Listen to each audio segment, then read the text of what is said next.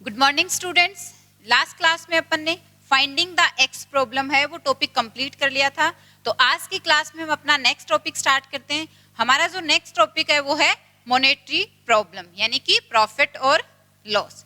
तो इसके question start करने से पहले हम देखते हैं कि मॉनेटरी प्रॉब्लम होती क्या है, यानी प्रॉफिट लॉस जो होता है वो इसमें कैलकुलेट करते हैं। तो प्रॉफिट और लॉस क्या होता है, कैसे कैलकुलेट किया जाता है, इसमें क्या क्या होता है वो देखते हैं। अगर हम बात करें कि कोई दुकानदार है, वो किसी कीमत पे कोई भी वस्तु खरीद रहा है यानी कि क्या कर रहा है, क्रय कर रहा है, यानी वो उसकी क्या हो गई, कॉस्ट प्राइस। एक हो गई सीपी, ठीक है। अब कोई दुकानदार किसी वस्तु को बेच रहा है, यानी उसे क्या कर रहा है, सेल कर रहा है, वो क्या हो गई उसकी सेलिंग प्राइस। सेलिंग प्राइस को हम क्या बोलेंगे, एसपी बोलेंगे। और जो क्रय मूल्य है यानी कि जो कॉस्ट प्राइस है उसे हम बोलेंगे सीपी, और जो सेलिंग प्राइस है यानी जो विक्रय मूल्य है उसे हम बोलेंगे एसपी। तो इनको हम आगे क्वेश्चंस में शॉर्ट में यूज करेंगे। तो सीपी यानी क्रय मूल्य, कॉस्ट प्राइस हो गया, और एसपी यानी विक्रय मूल्य, सेलिंग प्राइस हो गया, ठीक है। ये चीज आप ध्यान रखना। अब सेलिंग प्राइस और कॉस्ट प्राइस देख ली हमने। अब देखो प्रॉफिट कब होता है, लॉस कब होता है। कोई दुकानदार है किसी वस्तु को कम मूल्य में खरीद के अगर ज्यादा मूल्य में बेच रहा है तो उसको क्या हो रहा है, प्रॉफिट हो रहा है, ठीक है। और अगर कोई दुकानदार किसी वस्तु को ज्यादा कीमत में खरीद के कम कीमत में बेच रहा है तो उसे क्या हो रहा है, उसे लॉस हो रहा है, ठीक है। देखो लेकिन एग्जाम के अंदर हमसे प्रॉफिट या लॉस नहीं पूछा जाता है कि क्या कितना प्रॉफिट हो रहा है, कितना लॉस हो रहा है, इस टाइप के क्वेश्चन नहीं आते। इसमें हमसे पूछा जाता है प्रॉफिट और लॉस, परसेंटेज की बात होती है। तो प्रॉफिट और लॉस का परसेंटेज हम कैसे निकालेंगे वो देखते हैं। हम मान के चलते हैं यहाँ पे कि कोई वस्तु है, उसकी कॉस्ट प्राइस यानी कि क्रय मूल्य है 100 रुपए, यानी कि एक दुकानदार ने एक वस्तु 100 रुपए में खरीदी है, ठीक है, और उसको वो बेच रहा है, यानी उसकी जो सेलिंग प्राइस है वो हो गई 120 रुपीज। 100 रुपए की कोई वस्तु है, उसे दुकानदार 120 रुपए में बेच रहा है। 100 की वस्तु वो कितने में बेच रहा है, 120 में। तो उसको कितने का फायदा हो रहा है, उसको 20 रुपए का फायदा हो रहा है। कितने पे हो रहा है, ये जो 20 रुपए का फायदा हो रहा है ये कितने पे हो रहा है, 100 रुपए पे, क्योंकि उसने अपनी जेब से तो 100 रुपए दिए उस वस्तु को खरीदने के लिए। तो उस व्यक्ति को, उस दुकानदार को ये जो 20 रुपए का फायदा हो रहा है वो कितने पे हो रहा है, 100 रुपए। ये 100 रुपए हमारा क्या था, ये हमारी कॉस्ट प्राइस थी।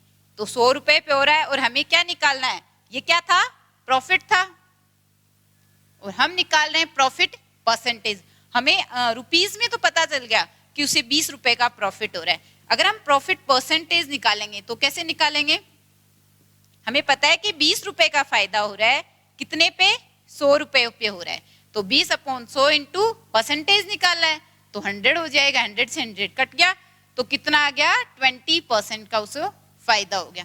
अब अगर हम लॉस की बात करें, यही दुकानदार 100 रुपए की वस्तु को अगर 80 रुपए में बेच रहा है, या फिर 75, कितने में भी मान लो कि 75 रुपीज में बेच रहा है, तो इसे क्या हो रहा है, यहाँ पे इसे 25 रुपीज का लॉस हो रहा है। 25 रुपीज का यहाँ पे इसे लॉस हो रहा है। ये लॉस इसे कितने पे हो रहा है, 100 रुपए पे हो रहा है। देखो एक चीज ध्यान से देखो, यहाँ पे 20 रुपए का प्रॉफिट हो रहा था, वो किस पे हो रहा था, 100 रुपए पे, क्योंकि उसकी जेब से तो ये 100 रुपए ही लग रहे थे। यहाँ पे इसे 25 रुपए का लॉस हो रहा है, वो भी कितने पे हो रहा है, 100 रुपए पे, क्योंकि यहाँ पे भी इसकी जेब से तो उसने तो जो चीज जब चीज खरीदी है तो 100 रुपए दे के ही वो चीज खरीदी है। तो 25 रुपए का लॉस हुआ। अगर हम लॉस परसेंटेज की बात करें, यहाँ पे कितने पे, 100 पे, परसेंटेज निकालना है हमें, 100 से मल्टीप्लाई कर देंगे तो यानी कि 25% लॉस हो गया। एक चीज यहाँ पे हमने देखी थी कि 25 रुपीज का जो लॉस हुआ वो भी 100 रुपए पे, और 20 रुपीज का जो प्रॉफिट हुआ वो भी 100 रुपए पे। यानी कि यहाँ से हमें पता चल रहा है कि प्रॉफिट हो चाहे लॉस हो, दोनों किस पे होते हैं, कॉस्ट प्राइस पे, यानी कि हमेशा क्रय मूल्य पे होते हैं। तो जब भी किसी व्यक्ति को प्रॉफिट होगा या फिर लॉस होगा तो किस पे होगा, उसे उसका जो क्रय मूल्य है यानी कि उसकी जो कॉस्ट प्राइस है उसी पे होता है। तो तो ये चीज ध्यान रखना, आप आगे क्वेश्चन में सोल्व करोगे।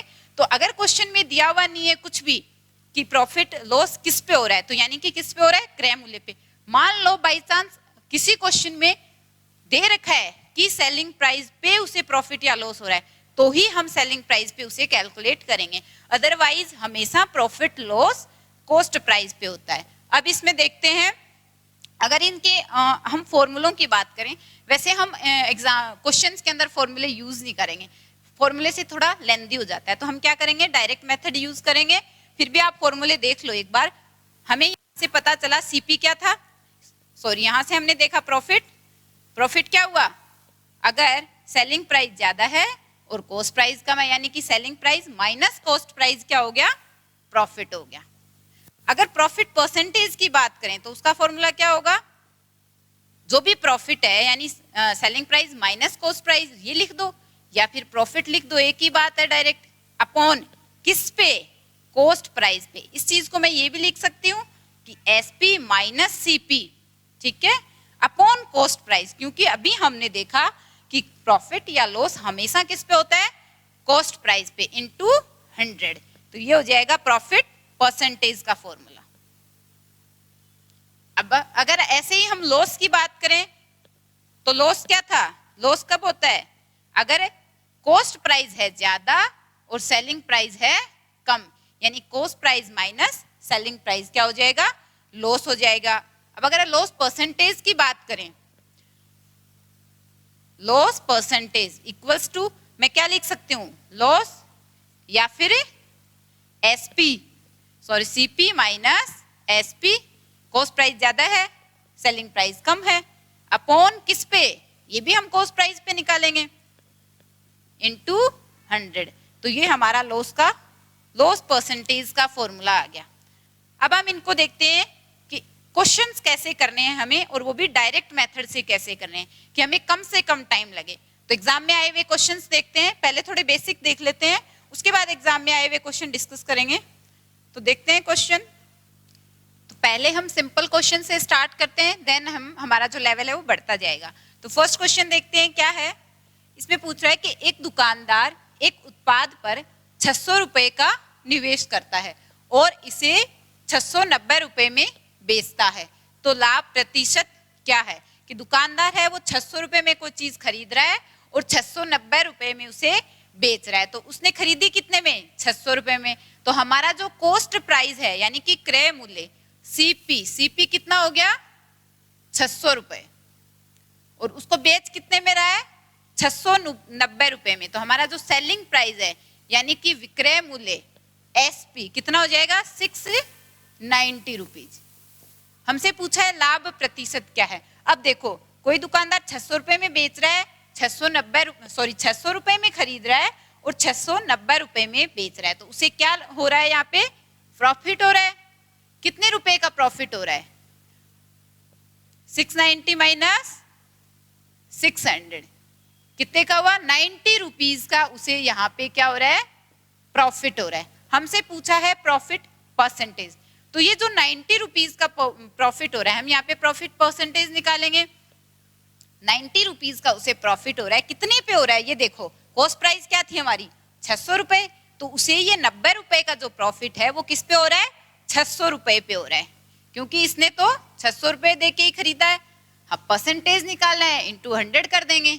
अब देखो यहाँ पे हमने डायरेक्ट फॉर्मूला काम में नहीं लिया, कोई भी फॉर्मूला, हमें पता है 90 रुपए, बेसिक सा कंसेप्ट है, 90 रुपए का उसे प्रॉफिट हो रहा है, कितने पे हो रहा है, जिस प्राइस में उसने खरीदा है उसी पे हो रहा है, यानी कि 90 रुपए का प्रॉफिट उसे 600 रुपए पे हो रहा है। अब परसेंटेज निकालना है तो इंटू 100 तो करेंगे ही, यहां से कट कर दो, ये क्या हो जाएगा 15%, यानी 15% का उसे प्रॉफिट हो रहा है। तो हमारा आंसर क्या हो जाएगा, ऑप्शन बी हमारा राइट आंसर हो जाएगा। नेक्स्ट क्वेश्चन देखते हैं। नेक्स्ट क्वेश्चन देखते हैं हमसे क्या पूछ रहा है। तो इसमें पूछ रहा है कि एक घड़ी को बेचने पर दुकानदार को 25% की हानि होती है। तो हमें क्या दे रखा है कि 25% की हानि हो रही है दुकानदार को किसी घड़ी को बेचने पर, यदि उस घड़ी के लिए निवेश किया गया धन 300 रुपए है, यानी कि उस दुकानदार को ने उस घड़ी को कितने में खरीदा है, 300 रुपए में खरीदा है, और उसे उस पे बेचने पे 25% की हानि हो रही है। तो उस घड़ी को कितने रुपए में बेचता है, यानी कि हमसे क्या पूछ रहा है, हमसे सेलिंग प्राइस, विक्रय मूल्य, हमसे एसपी पूछ रहा है। क्या है, हमें दे रखा है कॉस्ट प्राइस, सीपी हमें दे रखा है, क्या दे रखा है, 300 रुपीज, यानी कि उसने क्या है 300 रुपए में खरीदा है, उसे क्या हो रहा है 25% की हानि हो रही है, यानी कि 25% लॉस। अब 25% का क्या मतलब हुआ, 25% का मतलब हुआ हो गया 25/100, 25/100। इसको अगर कट करते हैं तो क्या आ रहा है 1/4, 25 का 100, तो 1/4। यहां से हम क्या कह सकते हैं कि अगर 4 रुपए की कोई वस्तु है तो उस पे कितने का लॉस हो रहा है, 1 रुपए का लॉस हो रहा है। 4 रुपए अगर कॉस्ट प्राइस है तो उस पे 1 रुपए का लॉस हो रहा है। समझ में आई ये बात कि अगर उस व्यक्ति ने 4 रुपए में घड़ी खरीदी है तो उसे 1 रुपए की हानि हो रही है, यानी कि अगर उसकी कॉस्ट प्राइस 4 है तो उसकी जो सेलिंग प्राइस है वो क्या हो जाएगी, 3 रुपए हो जाएगी। परसेंटेज हमें दे रखा है, उस हिसाब से हमने ये निकाल लिया कि 4 रुपए पे 1 रुपए की उसे हानि हो रही है, यानी कि उसने 4 रुपए की वस्तु को 3 रुपए में बेचा है। अब हमें क्या दे रखा है यहाँ पे कि 300 रुपए उसकी कॉस्ट प्राइस है, यानी इस 4 की वैल्यू हमें दे रखी है 300, तो कितने से मल्टीप्लाई करने पे आएगा, देखो 7 टाइम्स गया तो 75 पे से मल्टीप्लाई करने पे कितना आ रहा है 300, तो हम इधर भी क्या करेंगे 75 से मल्टीप्लाई कर देंगे। ठीक है, जब हमें ये पता है कि अगर 4 रुपए कॉस्ट प्राइस है तो सेलिंग प्राइस क्या होगा 3 रुपए, लेकिन हमें कॉस्ट प्राइस तो एक्चुअल में पता है कि एक्चुअल में 300 रुपए कॉस्ट प्राइस है, तो सेलिंग प्राइस क्या हो जाएगी 5 को 3 से गुणा किया, क्या आया 15 और 225। तो यहां से हमें पता चल गया कि अगर वो 300 रुपए में उसने खरीदा है तो उसने 225 रुपए में बेचा होगा, तो उसे 25% की क्या होती है, हानि होती है। तो ये हमें हमारा यहाँ से क्या मिल गया, सेलिंग प्राइस यानी कि एसपी। और हमसे यही तो पूछा है कि घड़ी को कितने रुपए में बेचता है। देखो यहाँ पे हमने कोई फॉर्मूला यूज नहीं किया, हमने डायरेक्ट मेथड यूज किया। 25% दे रखा है, 25% का मतलब क्या हुआ 1/4, यानी कि अगर 4 रुपए की वस्तु है तो यहाँ पे 1 रुपए की हानि हो रही है। अगर यहाँ पे हमें 25% प्रॉफिट दे रखा होता तो 1/4 को हम क्या बोलते, अगर 4 रुपए की वस्तु है तो उस पे 1 रुपए प्रॉफिट हो रहा है, यानी कि उसने 4 रुपए की वस्तु को 5 रुपए में बेचा है। लेकिन हमें यहाँ पे क्या दे रखा है 25% लॉस, इट मीन्स 4 रुपए की वस्तु पे 1 रुपए की हानि हो रही है, यानी कि उसने 4 रुपए की वस्तु को 3 रुपए में बेचा है। ये वाला कंसेप्ट आप समझ जाओ, उसके बाद प्रॉफिट लॉस में कुछ भी नहीं है, बहुत ही आसानी से आप सारे क्वेश्चन सोल्व कर लोगे। तो यहाँ पे हमें हमारा आंसर मिल गया, हमसे सेलिंग प्राइस पूछा है, कितना आ गया 225 रुपए, यानी कि ऑप्शन सी हमारा राइट आंसर हो जाएगा। नेक्स्ट क्वेश्चन देखते हैं। हमारा जो नेक्स्ट क्वेश्चन है वो नेट दिसंबर 2015 में आया हुआ क्वेश्चन है। इसमें देखते हैं हमसे क्या पूछ रहा है। तो इसमें बोल रहा है कि एक दुकानदार एक उत्पाद को यानी किसी वस्तु को 100 रुपए में खरीदता है। तो दुकानदार ने वस्तु कितने रुपए में खरीदी 100 रुपए में, तो ये क्या हो गई दुकानदार के लिए कॉस्ट प्राइस यानी कि सीपी हो गया, और उसे 10% का लाभ कमाकर बेचता है। तो दुकानदार उस वस्तु पे कितना लाभ कमा रहा है 10% का लाभ कमा रहा है, और किसी अन्य व्यक्ति को वो वस्तु बेच रहा है।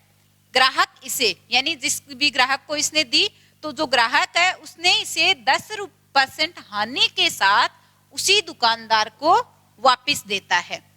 इन सौदों में दुकानदार को कितना लाभ या हानि होता है। तो देखते हैं इसमें हमें क्या क्या इंफॉर्मेशन दे रखी है और हमसे क्या पूछ रहा है।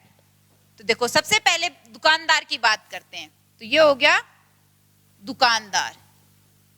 अब दुकानदार 100 रुपए में वस्तु खरीदता है, तो यानी कि दुकानदार का जो सीपी यानी क्रय मूल्य कितना हो गया 100 रुपए, और उसे 10% के लाभ पर बेचता है।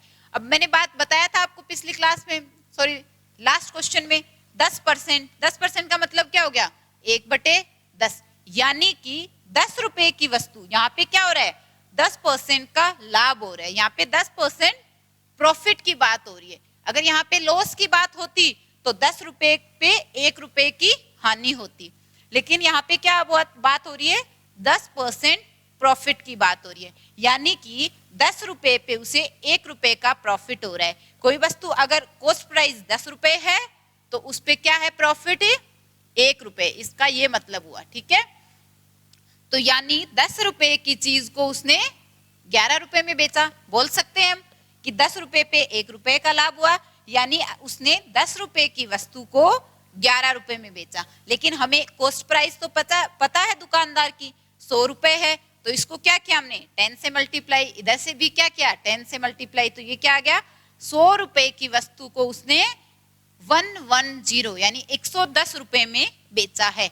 यहां से हमें जो दुकानदार है उसकी सेलिंग प्राइस पता चल गई, क्या है, 110 रुपए। तो यहाँ पे दुकानदार को कितना प्रॉफिट हो रहा है, रुपयों में अगर बात करें तो यहाँ पे देखो 100 रुपए की वस्तु है, 110 में बेच रहा है, तो यहीं पे दुकानदार को क्या हो गया, 10 रुपए का प्रॉफिट हो गया। क्योंकि हमसे फाइनली क्या पूछ रहा है, पूरे सौदे में दुकानदार को कितना लाभ या हानि होता है। तो जो पहली कंडीशन है उसमें दुकानदार को 10 रुपए का लाभ हो गया। आगे देखते हैं, जो ग्राहक है, जिस ग्राहक को दुकानदार ने जो वस्तु बेची थी, वो ग्राहक क्या कर रहा है, इसे 10% हानि के साथ उसी दुकानदार को वापस बेच रहा है। यानी कि जो ग्राहक की अगर बात करें यहाँ पे, तो ग्राहक के लिए कॉस्ट प्राइस क्या होगी, ग्राहक की कॉस्ट प्राइस क्या होगी, ग्राहक ने तो उस दुकानदार से ये वस्तु 110 रुपए में खरीदी है, तो ये 110 रुपए ग्राहक के लिए क्या हो जाएंगे, ग्राहक के लिए तो ये कॉस्ट प्राइस होगी, 110 रुपए कॉस्ट प्राइस होगी। अब ये क्या कर रहा है, 10% हानि पे उसी दुकानदार को वापस बेच रहा है। तो देखो 10% हानि का मतलब क्या हो गया, 10% लॉस की बात हो रही है यहाँ पे, 1/10, यानी कि 10 रुपए पे 1 रुपए की हानि हो रही है। यानी उसने 10 रुपए की जो वस्तु है उसको 9 रुपए में बेचा है, यहां से हम कह सकते हैं। लेकिन हमें ग्राहक का एक्चुअल जो कॉस्ट प्राइस है वो हमें पता है 110 रुपए है, कितना है, 110 रुपए। तो यहां से हम ग्राहक का जो सेलिंग प्राइस है वो निकाल सकते हैं। ये 110 है, यानी कि इसको हमने 11 से मल्टीप्लाई किया, तो इसको भी 11 से कर देंगे, तो ये आ गया 110, यानी जो उसकी कॉस्ट प्राइस थी, और यहाँ पे आ गया 99, ये इसकी सेलिंग प्राइस। तो यहाँ से हमें ग्राहक की जो सेलिंग प्राइस है वो पता चल गई 99 रुपीज। यानी कि उस दुकानदार ने, हमें ओवरऑल दुकानदार का प्रॉफिट या लॉस पता करना है, तो अब हम सिर्फ दुकानदार की बात करते हैं। दुकानदार ने कोई वस्तु 100 रुपए में खरीदी, उसने ग्राहक को 110 में बेची, तो यहाँ पे कितने रुपए का प्रॉफिट कर लिया उसने, 10 रुपए का। फिर उस ग्राहक ने वापस दुकानदार को देखो कितने में दे रहा है, 99 रुपए में दे रहा है, और जो वस्तु है उसकी एक्चुअल कॉस्ट क्या है, 100 रुपए में। तो दुकानदार को वापस यहाँ पे 1 रुपए का क्या हो गया, प्रॉफिट हो गया। क्यों, क्योंकि उसने 100 रुपए की वस्तु 99 यानी 99 रुपए में ले ली, तो उसे यहाँ पे भी 1 रुपए का क्या हो गया, प्रॉफिट हो गया। तो अगर हम यहाँ पे बात करें तो दुकानदार को क्या हो रहा है, यहाँ पे दुकानदार को हो रहा है 1 रुपीज का प्रॉफिट हो रहा है। समझ में आ गया ये 1 रुपए का प्रॉफिट कैसे हो रहा है, क्योंकि दुकानदार ने तो वापस उससे 99 रुपीज में ले ली। तो अगर हम दुकानदार के ओवरऑल टोटल प्रॉफिट की बात करें तो दुकानदार को टोटल कितना प्रॉफिट हो रहा है, 10 रुपीज पहले हो गया प्लस 1 रुपीज बाद में हो रहा है, तो टोटल उसे 11 रुपीज का प्रॉफिट हो रहा है दुकानदार को।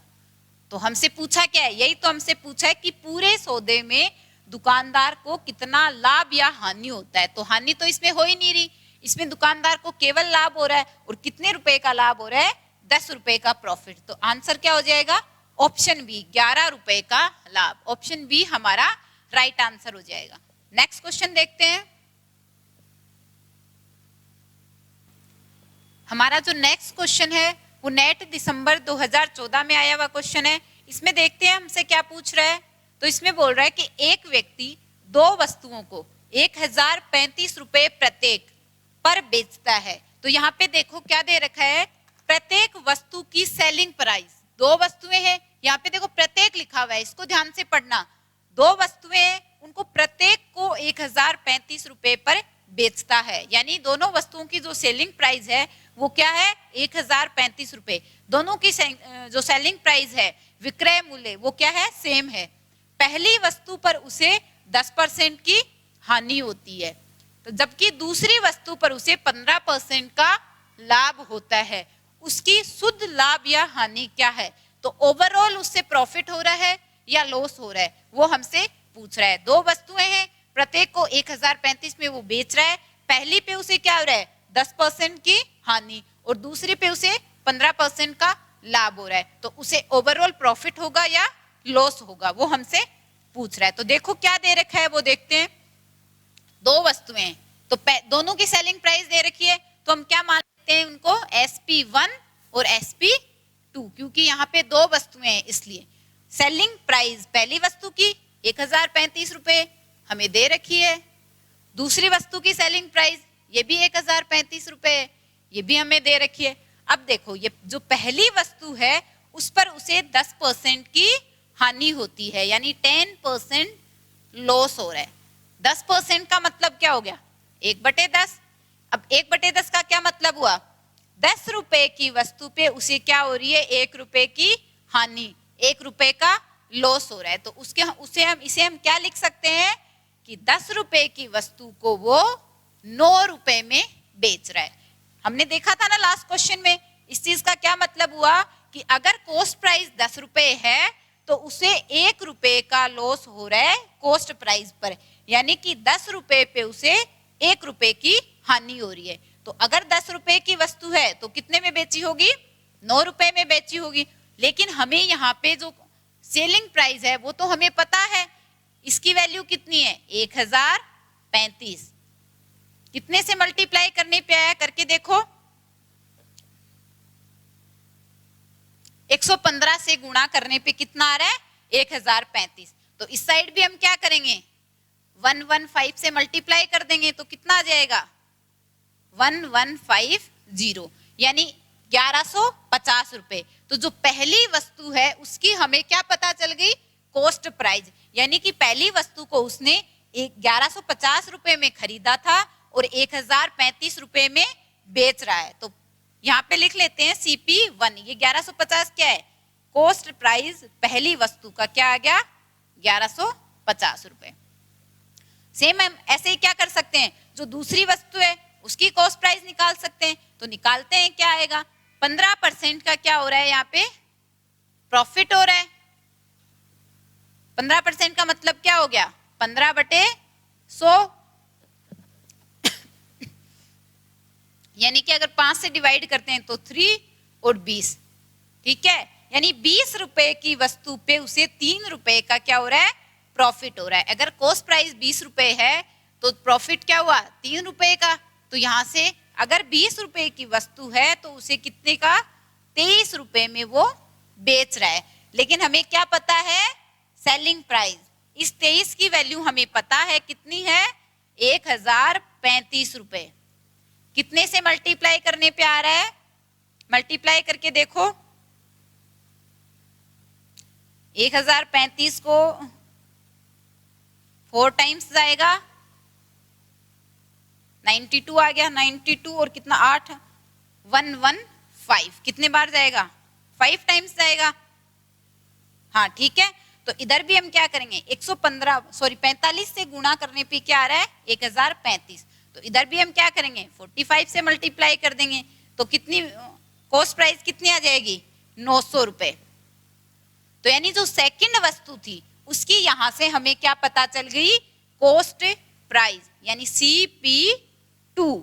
दूसरी वस्तु को उसने 900 रुपए में खरीदा और 1035 रुपए में बेचा। लेकिन हमसे क्या पूछ रहा है कि शुद्ध लाभ या हानि, उसके लिए हमें क्या करना होगा, हमें टोटल कॉस्ट प्राइस और टोटल सेलिंग प्राइस पता करनी होगी।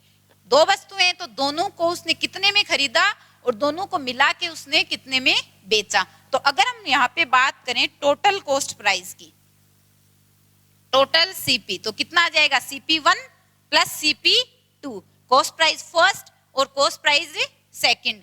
तो फर्स्ट क्या है, 1150 रुपए, सेकंड क्या है 900 रुपए, दोनों को ऐड करो क्या आ रहा है 2050 रुपए। ये हो गई दोनों वस्तुओं की टोटल कॉस्ट प्राइस।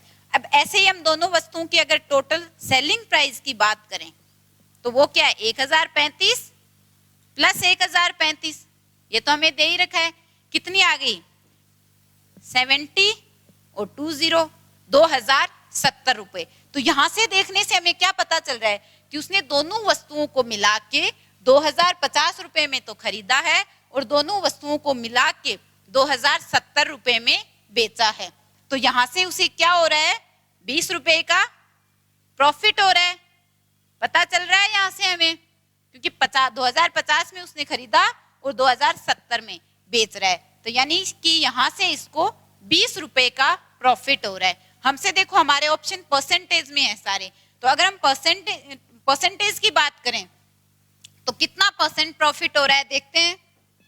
20 रुपए का प्रॉफिट हो रहा है, कितने पे हो रहा है 2050, क्योंकि जो प्रॉफिट है या लॉस है हमेशा किस पे होता है कॉस्ट प्राइस पे होता है। तो यहाँ इसको 20 रुपए का प्रॉफिट हो रहा है, कॉस्ट प्राइस यानी कॉस्ट प्राइस क्या है 2050 पे, तो 20 रुपए का प्रॉफिट हो रहा है 2050 पे, परसेंटेज में निकालना है तो इसको कैलकुलेट करो क्या आएगा, हम यहाँ पे प्रॉफिट परसेंटेज निकाल रहे हैं। अब हमें ये तो पता चल गया कि प्रॉफिट हो रहा है, तो जो ऑप्शन सी है ये एलिमिनेट हो जाएगा क्योंकि इसमें क्या दे रखा है हानि, ऑप्शन डी भी एलिमिनेट हो गया। अब ये दो ऑप्शन बचते हैं, तो यहां से देखो क्या ये आ सकता है क्या 200 डिवाइड बाई 205, ये क्या आएगा 1 से तो कम ही आएगा, 5% से ज्यादा तो बिल्कुल भी नहीं आएगा, सो 5% तो बन ही नहीं सकता ना, तो ये वाला भी एलिमिनेट हो गया। तो चेक करके देख लो आप लेस देन 1%, ये 0.9 के समथिंग परसेंटेज आ रहा है, तो ये वैल्यू क्या है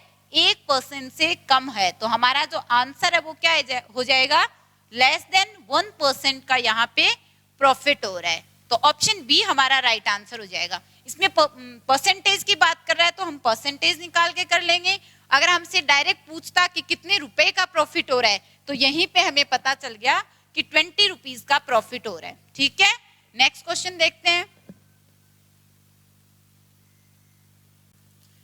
हमारा जो नेक्स्ट क्वेश्चन है वो भी एग्जाम में आया हुआ क्वेश्चन है, इसमें देखते हैं हमसे क्या पूछ रहा है। तो इसमें पूछ रहा है कि मैंने एक शर्ट 10% छूट पर खरीदी और उसे एक मित्र को 10% की हानि पर बेच दिया। अगर दोस्त ने मुझे शर्ट के लिए 729 रुपए का भुगतान किया तो शर्ट की बिना छूट वाली कीमत क्या थी, ये हमसे पूछ रहा है। तो यहाँ पे क्या बोल रहा है, देखो मैंने एक शर्ट 10% छूट पर खरीदी, हमने अभी तक छूट वाले क्वेश्चन डिस्कस नहीं किए, यानी कि छूट का मतलब क्या हो गया डिस्काउंट की बात कर रहा है यहाँ पे। अगर डिस्काउंट की बात करें, हम पहले थोड़ी सी डिस्काउंट की बात कर लेते हैं, तो जो डिस्काउंट है वो हमेशा किस पे दिया जाता है एमआरपी पे। जो भी एमआरपी होती है किसी भी प्रोडक्ट की जो एमआरपी होती है यानी उस पे लिखी हुई जो रेट होती है, डिस्काउंट हमेशा किस पे दिया जाता है एमआरपी पे दिया जाता है, उस रेट पे दिया जाता है हमेशा। तो डिस्काउंट की अगर कहीं पे भी बात हो रही है इट मीन्स वो एमआरपी पे डिस्काउंट देने की बात कर रहा है।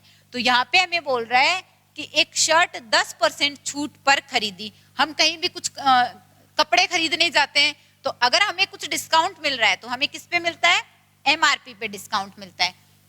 तो अगर 10% छूट की बात कर रहा है तो डिस्काउंट कितना है 10%, इसका मतलब क्या हो गया 10/100। तो अगर 100 रुपए एमआरपी है, अगर 100 रुपए एमआरपी है तो उस पर डिस्काउंट कितना मिल गया उसको 10 रुपए का डिस्काउंट मिल गया। सेम यही हम प्रॉफिट लॉस में बात कर रहे थे, अगर 10% लॉस यानी 10/100 यानी 100 रुपए अगर उसकी कॉस्ट प्राइस है तो उस पर 10 रुपए का लॉस हो रहा है। यहाँ पे हम डिस्काउंट की बात कर रहे हैं, तो 10% डिस्काउंट का मतलब क्या हो गया 10/100, यानी कि अगर 100 रुपए एमआरपी है तो उसको उस पे 10 रुपए का डिस्काउंट मिल रहा है। तो अगर एमआरपी 100 है तो डिस्काउंट के बाद कितने की बेचेगा वो चीज 10 रुपए डिस्काउंट देके कितने की होगी 90 रुपए की। तो मैंने 10% छूट पे खरीदी, तो यानी कि मैंने कितने रुपए में खरीदी ये चीज 90 रुपीज में। तो मेरे लिए ये 90 रुपए क्या हो गया, मेरे लिए तो ये कॉस्ट प्राइस हुआ ना, क्योंकि मैंने इस वस्तु को कितने में खरीदा है, इस शर्ट को 90 रुपए में खरीदा है। तो डिस्काउंट के बाद की जो प्राइस है वो मेरे लिए क्या हो गई, मी, यहाँ पे मैं मी लिख रही हूँ, मेरे लिए ये हो गई कॉस्ट प्राइस, ये मेरी कॉस्ट प्राइस होगी। अब मैं अगर किसी को ये शर्ट दे रही हूँ तो मैं इसी कॉस्ट प्राइस के अकॉर्डिंग दूंगी, मेरा जो प्रॉफिट या लॉस होगा वो किस पे होगा, इसी कॉस्ट प्राइस पे तो कैलकुलेट होगा, क्योंकि मैंने तो इस वस्तु को, इस शर्ट को इतने रुपए में खरीदा है। तो आगे बात करते हैं, और क्या किया आगे, मैंने एक मित्र को 10% की हानि पर बेच दिया। अब यहाँ पे बात कर रहा है कि 10% हानि पे बेच दिया, यानी कि 10% लॉस पे मैंने उसे आगे बेच दिया। 10% का मतलब 1/10, यानी कि अगर 10 रुपए कॉस्ट प्राइस है तो उस पे लॉस कितना हो रहा है, 1 रुपए का। यानी अगर 10 रुपए की वस्तु है तो मैंने उसे कितने में दे दिया, 9 रुपए में। लेकिन हमें अपनी कॉस्ट प्राइस क्या है पता है, कितनी कॉस्ट प्राइस है, 90 रुपए। तो 90 रुपए, इस 10 की वैल्यू हमें पता है, यानी 9 से गुणा करने पे क्या आ गया, 90 रुपए। तो 90 रुपए की वस्तु को मैंने कितने में दे दिया, इधर भी 9 से मल्टीप्लाई कर देंगे, 81 रुपीज में। ठीक है, तो देखो यहां से हमें पता चल गया कि अगर शर्ट की एमआरपी अगर 100 रुपए है तो उसका 10% छूट मिली, मैंने उसे कितने में खरीदा, 90 रुपए में। उसके बाद मैंने 10% का लॉस खा के अपने दोस्त को उसको कितने में दे दिया, 81 रुपीज में। तो ये 81 रुपीज मेरे लिए क्या हो गया, सेलिंग प्राइस हो गया। कितना हो गया, 81, यानी कि मैंने अपने दोस्त को शर्ट कितने में दे दी, 81 रुपीज में। 90 रुपए में खरीदी, 81 रुपीज में दे दी, यानी मुझे 10% का इस पे क्या हो गया, हानि हो रही है। अब आगे बोल रहा है कि दोस्त ने मुझे शर्ट के लिए 729 रुपए का भुगतान किया। तो ये 729 रुपए जो दे रखे हैं वो क्या है, इस 81 की वैल्यू ही तो है।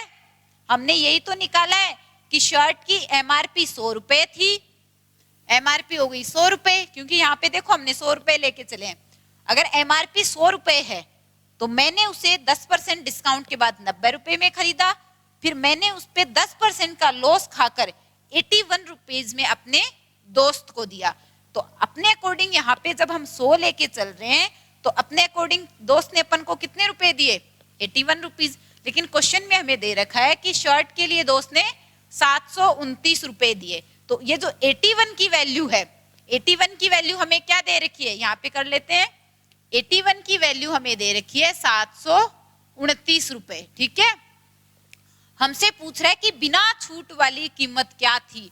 तो बिना छूट वाली कीमत का मतलब क्या हो गया, ये तो एमआरपी की बात कर रहा है, क्योंकि एमआरपी पे ही तो हमने छूट दी थी। अगर छूट नहीं दी होती तो हमें वो चीज किस एमआरपी पे मिलती। तो बिना छूट वाली कीमत क्या होगी, यानी कि ये हमसे क्या पूछ रहा है, उस शर्ट की एमआरपी पूछ रहा है, उस पे कितनी रेट लिखी हुई थी वो पूछ रहा है, अगर उस पे डिस्काउंट नहीं मिलता तो एमआरपी हम कितनी लेके चले थे, 100 रुपए। तो हमें इस 100 की वैल्यू पता करनी है कि इसकी वैल्यू कितनी है। जब 81 की वैल्यू 729 है तो कितने से मल्टीप्लाई करने पे आया ये, 9 से। तो हम क्या करेंगे, इस 100 को भी हम क्या कर देंगे, 9 से मल्टीप्लाई कर देंगे, क्योंकि जब हम एमआरपी 100 लेके चले थे तभी तो हमें ये 81 की वैल्यू मिली थी। तो इस 81 की वैल्यू क्वेश्चन में दे रखी है 729, यानी कि हमारी सेलिंग प्राइस, हमने जिस प्राइस पे शर्ट को बेचा है। तो एमआरपी क्या हो जाएगी, 100 इंटू 9, 900 रुपए, 900 रुपीज उस शर्ट की एमआरपी है। इस 900 रुपए पे हमें 10% डिस्काउंट मिला है। उसके बाद कितना हुआ, हमने उसको 10% लॉस पे 729 रुपए में अपने दोस्त को दे दिया। तो हमसे क्या पूछा है, एमआरपी। तो एमआरपी कितनी आ जाएगी, 900 रुपए, यानी बिना डिस्काउंट वाली जो प्राइस है वो क्या हो गई, 900 रुपए। तो ऑप्शन ए हमारा राइट आंसर हो जाएगा। तो ठीक है स्टूडेंट्स, आज की क्लास में हम इतना ही करते हैं। नेक्स्ट क्लास में हम इसी टॉपिक को कंटिन्यू करते हैं। थैंक यू स्टूडेंट्स, मिलते हैं नेक्स्ट क्लास में।